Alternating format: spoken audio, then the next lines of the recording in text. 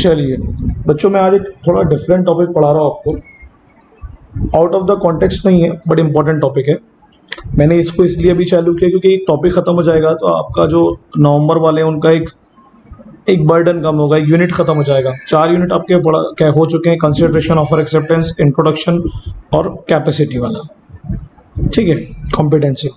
मैं free concept को इसके बाद पढ़ाऊंगा। पहले ये छोटा सा यूनिट है बट इंपॉर्टेंट है, मैं इसको खत्म कर देता हूँ। ठीक है, क्या है ब्रीच ऑफ कॉन्ट्रैक्ट। इसके पहले मैं आपको 2-3 चीजें समझा देता हूँ। देखिए, ध्यान दीजिएगा। ब्रीच का मतलब होता है ब्रेक,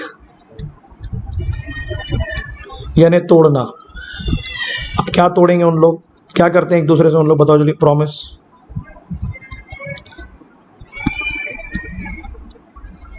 ठीक है ना? हाँ जी, बड़ा इंपॉर्टेंट टॉपिक है, इसको गौर से पढ़ना। तो ब्रीच मतलब ब्रेक। क्या ब्रेक करेंगे? प्रॉमिस। कौन कौन कर सकता है उस प्रॉमिस को ब्रेक? इररिस्पेक्टिव ऑफ दोनों पार्टीज में से कोई भी कर सकता है। कौन सी दोनों पार्टीज है जिन पे ऑब्लिगेशंस होती है, ड्यूटीज होती है? जल्दी बोलेंगे। पहली होती प्रॉमिसर, जो वादा निभाने का वादा कर रहा है, और दूसरा होता प्रॉमिसी, जिसके लिए वो वादा कर रहा है ना? तो ब्रीच तो हो सकता है सर, कोई दिक्कत वाली बात नहीं है, मगर किस चीज का ब्रीच? प्रॉमिस का। क्या वादा था, क्या फुलफिल करोगे? जल्दी बोलो। Obligations, duties. वो ड्यूटीज कहाँ लिखी थी? जल्दी बोलो यार। कॉन्ट्रैक्ट,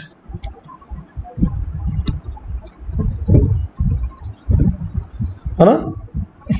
तो अब अगर किसी को नुकसान होगा, जैसे फॉर एग्जाम्पल के तौर पर, ध्यान देना बड़ा आसान है, तो मतलब 2-3 एग्जाम्पल ही दिए तो आपको बहुत क्लियरली आ जाएगा। ए, मान लेते हैं अरिजीत सिंह का एग्जाम्पल ले लेते हैं। अरिजीत सिंह, इन्होंने वादा किया एक बड़ी इवेंट मैनेजमेंट कंपनी को कि भाई मैं 10 जनवरी को आपके लिए शो करूंगा, आई विल परफॉर्म। तो इन्होंने वादा किया, प्रॉमिसर। किसके लिए? एक कंपनी के लिए। होते ना इनके शोज। अब 10 जनवरी, अब ध्यान देना, 2 कंडीशन। या तो 10 जनवरी के पहले यानी 8-9 जनवरी को अरिजीत सिंह बोलेंगे कि मैं नहीं कर सकता शो। परफॉर्मेंस की डेट क्या है, कब परफॉर्म करने वाले? 10, है ना? परफॉर्मेंस के पहले बोल दिया कि आई विल नॉट परफॉर्म, या 10 तारीख को कहा, है ना? ये 10 तारीख को बताया कि किसी वजह से मैं परफॉर्म नहीं कर सकता। तो जब परफॉर्मेंस की डेट के पहले आप किसी को बोलते हैं कि मैं अपना वादा नहीं निभा सकता, यानी अपने अपने वादे को तोड़ दिया ना, निभाने से पीछे हट गए, तो जब आप परफॉर्मेंस की डेट के पहले बोलते हैं 9 तारीख को, तो इसको हम बोलते हैं एंटिसिपेटरी ब्रीच।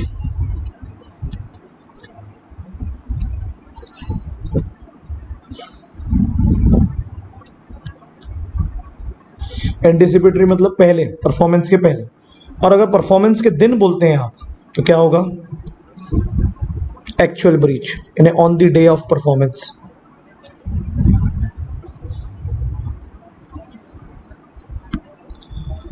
सिंपल है। जैसे करीना कपूर को 3 इडियट्स में भाग गई थी ना शादी करते करते, तो वो एक्चुअल ब्रीच था।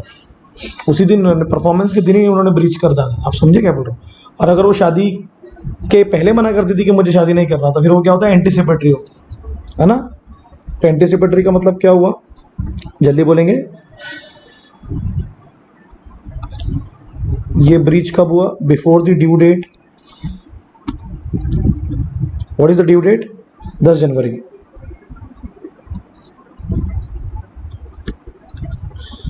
और एक्चुअल ब्रीच कब हुआ मेरे बच्चों? On the due date.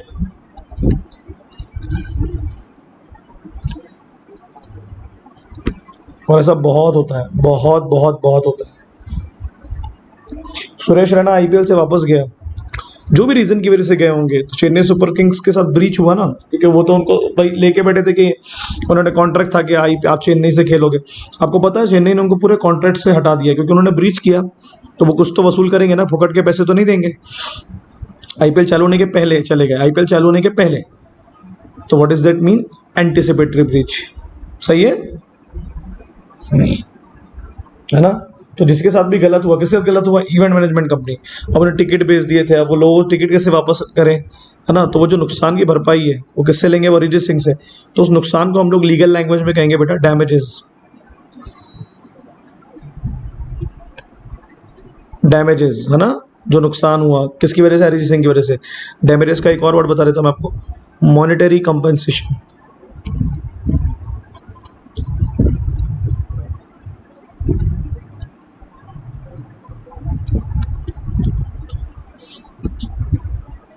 Monetary compensation.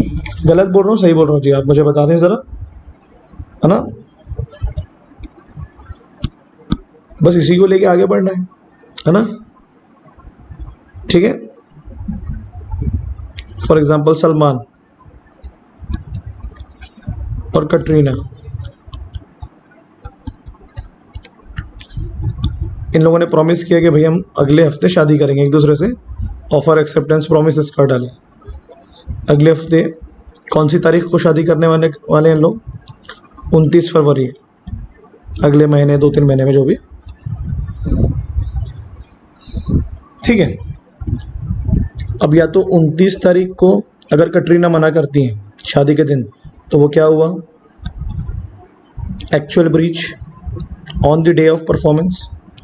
और अगर वो 29 तारीख के पहले बोलती हैं कि मुझे सल्लू, मुझे आपसे शादी नहीं करनी, ठीक है, मैं किसी और से करना चाहती हूँ, या डैश डैश डैश, ठीक है, अभी मैं जवान हूँ, तो उसे क्या बोलेंगे? एंटिसिपेटरी ब्रीच, परफॉर्मेंस से पहले। तो मुझे बताओ, अपना प्रॉमिस तोड़ा ना उन्होंने? उनका ऑब्लिगेशन था ना कि शादी करें, है ना? अब सलमान उनसे डैमेजेस क्लेम कर सकते हैं। कौन से? शादी के खर्चे, या जो इज्जत गई वो, फाइनेंशियल डैमेजेस, है ना? जो इमेज खराब हुई वो होता है ना डिफेमेशन के, तुम्हारी वजह से हमें हमारी इमेज को नुकसान हुआ। ठीक है। अब दोनों में फ़र्क क्या है? मगर जब 9 तारीख को अरिजीत सिंह ने मना किया ना, कंपनी के पास 2 ऑप्शन है। ध्यान देना मैंने क्या बोला। कंपनी के पास में 2 ऑप्शन है। पहला option, they will treat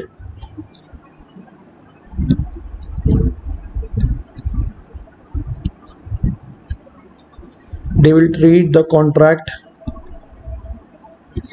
repudiate का मतलब होता है कैंसलेशन। रेपुडिएट ये उसी दिन मान लेंगे वो 9 तारीख को कि भाई कॉन्ट्रैक्ट खत्म, है ना? मैं एंटिसिपेटरी वाला बता रहा हूँ। या दे विल वेट, ध्यान देना, up to the date of performance. या तो वो 10 तारीख तक वेट करेंगे कि शायद वो आ जाए किसी भी तरीके से। दोनों ऑप्शंस उनके पास है। जो भी वो ऑप्शन चूज़ करें, और उसके बाद वो डेफिनेटली, अगर ये वाला ऑप्शन चूज़ करेंगे ऊपर वाला कि चलो ठीक है ना, मना कर दिया, चलो ख़त्म, तो आप तुरंत क्या क्लेम करोगे? जल्दी बोलो, क्योंकि आपने तो मान लिया ना कि वो नहीं आने वाला डैमेजेस। और अगर आप उसका वेट कर रहे हो 10 तारीख तक, तो ये आपका रिस्क है। उसने तो बोला नहीं, उसने तो बोला मैं नहीं आऊँगा, तब भी आप क्लेम करोगे, बट ऊपर वाले में जो क्लेम करने की जो आपकी शक्ति होगी वो ज़्यादा होगी, है ना? सेम सलमान भी 29 तारीख के पहले मना की तो वेट करेगा, शायद आप आ जाए, शादी करने आप आ जाए। और अगर या तो फिर 27 फरवरी को मान लेगा कि भैया कैंसिल, नहीं होने वाली शादी, चलो सी यू करो कटरीना को। समझे? बस यही पढ़ना है यार, और कुछ भी नहीं है। इतना आसान है, ऐसा कुछ भी नहीं है। देखो क्या लिखा है, in a case of valid contract the parties are bound to perform their respective obligations. Yes, आप कॉन्ट्रैक्ट बनाएंगे तो आपको अपने ऑब्लिगेशंस को फुलफिल करना पड़ेगा। और अगर कोई पार्टी फेल करती है अपनी ऑब्लिगेशंस को फुलफिल करने में, जैसे अरिजीत सिंह या कटरीना कैफ, तो उसको बोलेगा ब्रीच ऑफ कॉन्ट्रैक्ट, है ना? तो जो पार्टी फेल हो गई, इसका मतलब उसने क्या कमिट किया? ब्रीच। वादा तोड़ा ना, वादा तोड़ा कि नहीं तोड़ा? तो वहाँ इवेंट कंपनी के लिए तोड़ा गया और सलमान खान के लिए। तो जिनको नुकसान हुआ उससे उनको हम क्या बोलते हैं? Aggrieved party. एग्रीव्ड का मतलब होता है वो party one who suffered losses.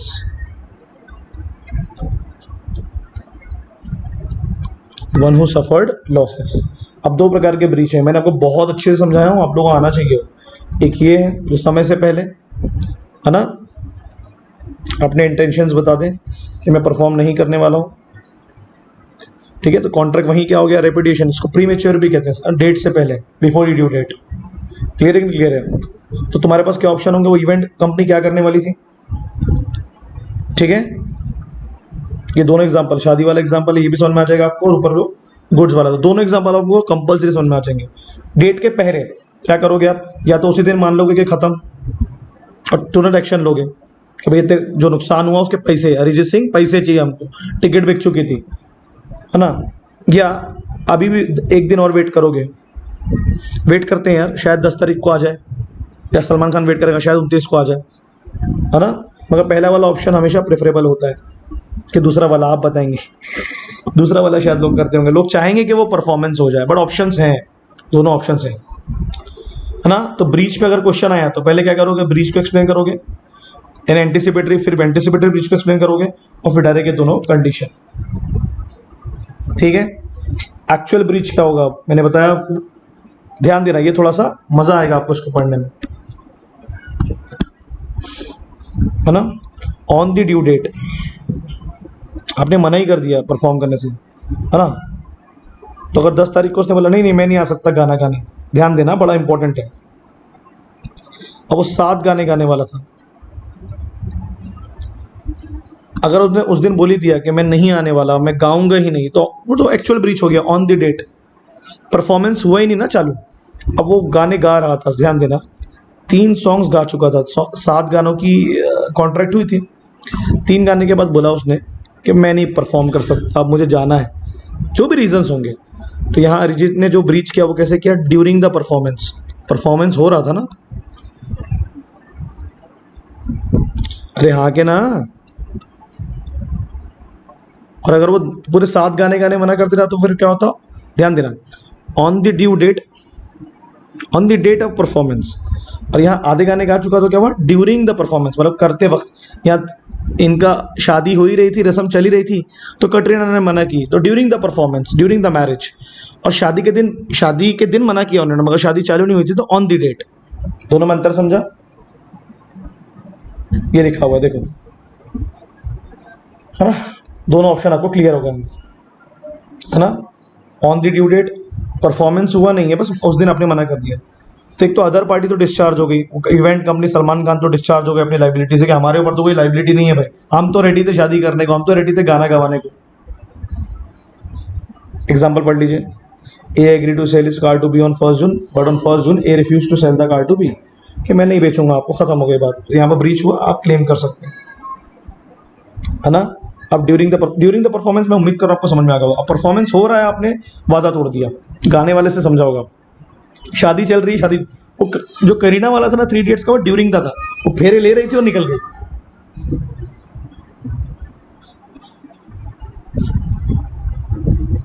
Perform कर रहे थे आप, but not strictly according to the contract.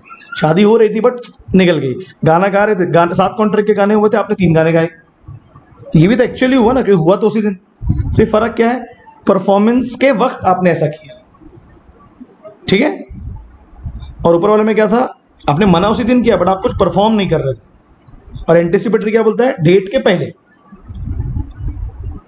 क्या है ये, contracted to sell certain goods to be of particular description. B ने कहा, ए ने कहा बी को कि भाई आपने जो डिस्क्रिप्शन दिए थे गुड्स के, उसी प्रकार के मैं गुड्स आपको भेजूंगा। डिस्क्रिप्शन का मतलब क्या होता है, एलैबोरेशन, कि मुझे ऐसा गुड्स चाहिए, इस कलर का चाहिए, इस ब्रांड का चाहिए, 15 मार्च को मैं आपको दूंगा। ध्यान देना बहुत ही अच्छे। अब आप खुद अपने एग्जाम्पल लो, 15 के पहले अगर मना करा या नहीं तो एंटीसिपेटरी, 15 के दिन मना किया मैं कुछ भेज नहीं सकता तो एक्चुअल। अब एक्चुअल में 2 होंगे, और जब 15 के दिन उसने मना किया और कुछ भेजा नहीं तो actual on the date. But अगर आधे कुछ भेजा और आधे नहीं भेजा तो क्या हुआ, परफॉर्म कर रहा था बट ड्यूरिंग द परफॉर्मेंस।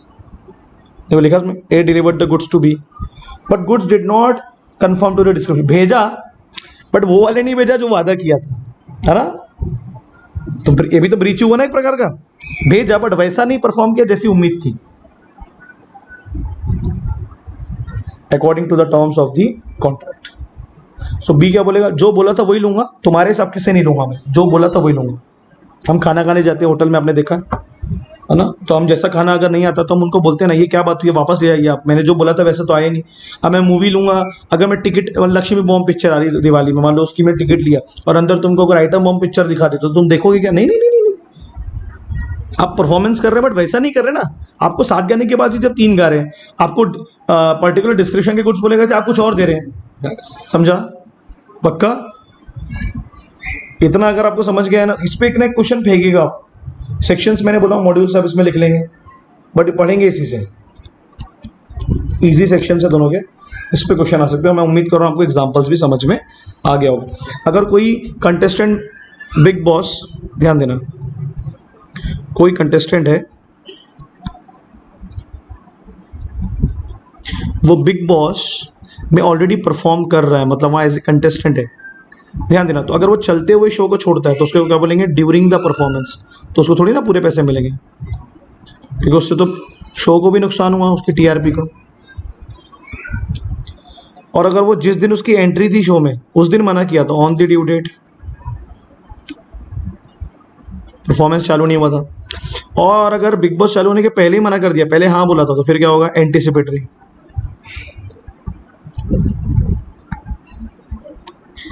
ठीक है, आई होप आपको समझ में आ चुका होगा। ठीक है, इतना अगर समझ में आ गया तो फिर डैमेजेस पढ़ने वाले हैं अपन लोग, है ना, अगले लेक्चर में। इतना क्लियर हो गया होगा, मैं आपसे उम्मीद कर रहा हूँ। ओके, ये यूनिट पट से ख़त्म करेंगे। पुरानी यूनिट्स के मुकाबले अगर आप इसको देखेंगे तो इतना बहुत कनेक्शन नहीं है, बट अब बेसिक तो मैं आपको शुरू में एसेंशियल्स पढ़ा ही चुका था पूरे। ठीक है, चलो बाय, चलो लिख लेना इसको तुरंत।